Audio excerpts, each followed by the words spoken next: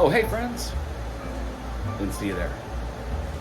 Hey, so today on this episode of How Did I Get Fat? Not really. What we're going to talk about today is things in the shop. So, to get my act together and figure out how to operate this camera appropriately, and by God, it's just a phone, so it should be pretty easy, right? Take you for a short tour around my 10 by 20 shed that we turned into a nice little shop.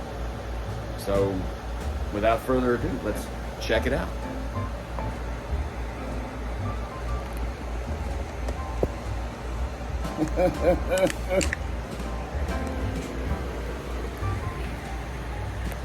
Okay, there I am. There I was. There you are. There we are. Here we go together. All right, so behind me, I got a couple things going on. And so let's take a look. Just do kind of a 360 view real quick.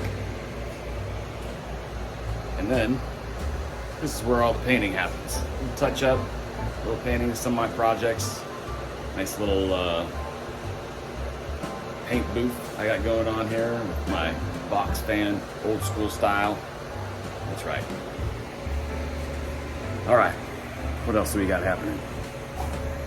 Over here is my Tour Laser Master 3, hard at work, trying to cut some acrylic. Let's see if you can see it there.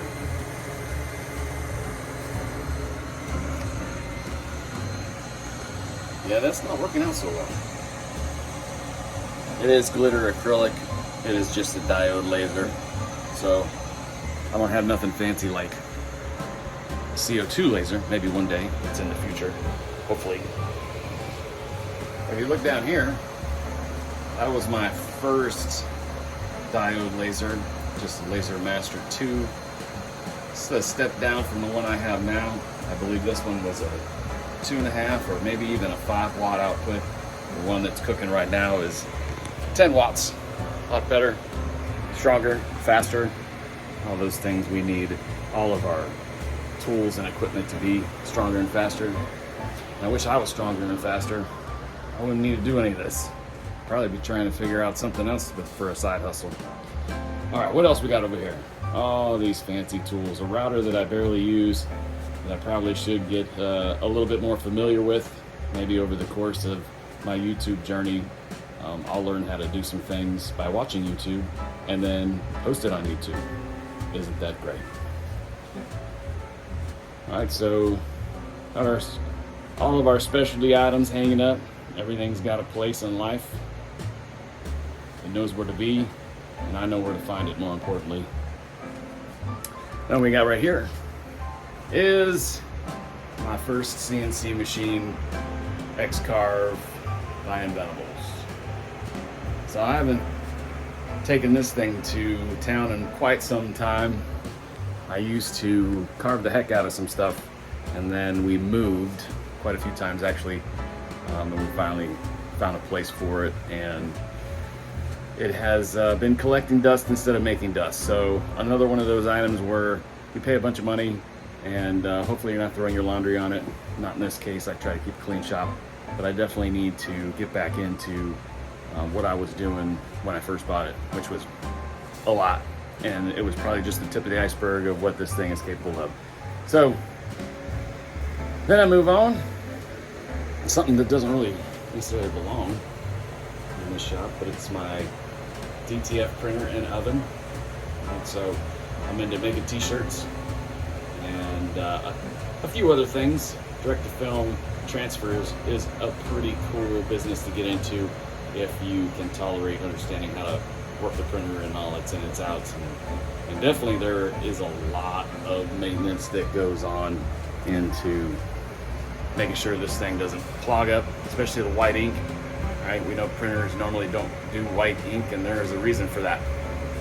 So in this particular case, this one here does have white ink. In fact, it's got 2 little reservoirs, and luckily there's a recirculation process that goes into this Pro Color DTF printer, and I'm glad. Otherwise, I think I'd be having a lot more problems than the people that I see on all these chat rooms and all these Facebook groups. So I've been pretty lucky thus far.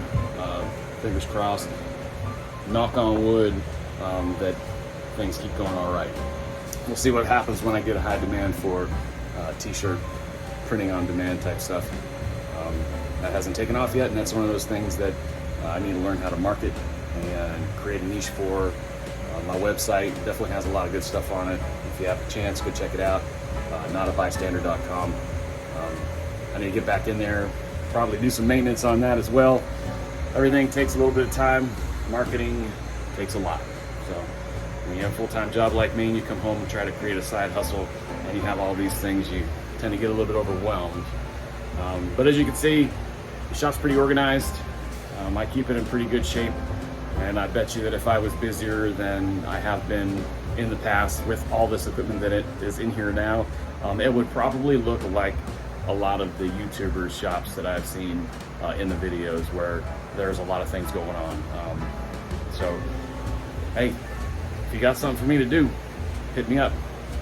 In any case, that's just a small portion of what I do here, or not do, as may the case be. I've been dabbling with cutting acrylic, making jewelry, specifically earrings. I know, kind of different. Why would a guy be making earrings? Well, because maybe it's marketable, maybe it's profitable, and chicks dig it. But more importantly, I got a craft show coming up in about a week or so, and it's in front of a day spa.